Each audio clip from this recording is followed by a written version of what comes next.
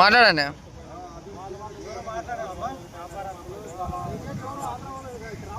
దయచేసి మన ఆంధ్ర వాళ్ళు చెనక్కాయలు వేసుకొని రాకూడదు బళ్ళారికి. మార్కెట్ బంద్ చేపియాల బళ్ళారులో.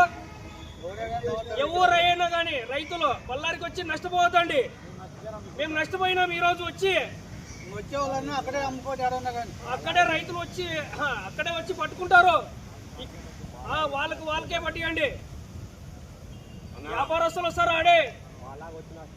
అన్న ఆంధ్ర నుంచి మేము శనక్కాయలు వేసుకొచ్చిన రైతులము మాకు ఇక్కడ బళ్ళారు మార్కెట్ కమిటీకి వేసుకొని వచ్చితే రైతులు ఆఫీసర్స్ అంతా వాళ్ళు కుమ్ముతాయి. ఆ 7,000 రూపాయలు అయింది వ్యాపారం. 7,000 రూపాయలు అయింది శనక్కాయలు. ఈరోజు మంగళవారం నాడు 7,000 అయింది. ఈరోజు బుధవారం నాడు 3,000 నుంచి 4,000కి అయింది. ఇక్కడ రైతుల్ని మోసం చేస్తున్నారు బళ్ళారి మార్కెట్లోన.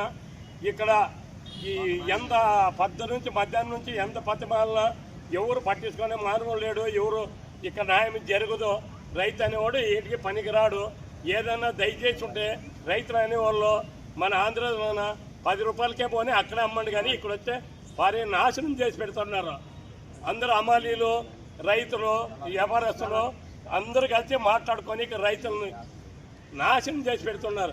దయచేసి అన్న ఈ మాట బాగిని మీరు అందరూ ఎక్కడన్నా బయట అమ్మండి కానీ ఇక్కడికి రావద్దండి. ఇక్కడంతా మోసం చేస్తున్నారు. కమిటీ ఈ మధ్యలో ఏం బాగలేదు. వాళ్ళంతా పొలిటికల్ ఓటు అయిపోయి ఇక్కడ చైర్మన్ ఓటు అయినాడు. వాళ్ళ అమలీలే ముందుకు వస్తున్నారు తొన్నేదానికి.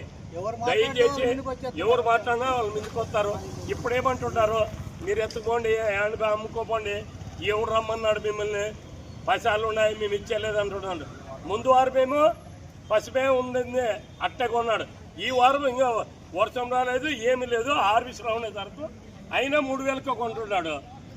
దయచేసి అన్న అందరు ఈ మాటకే ఎవరు రావద్దండి అన్న.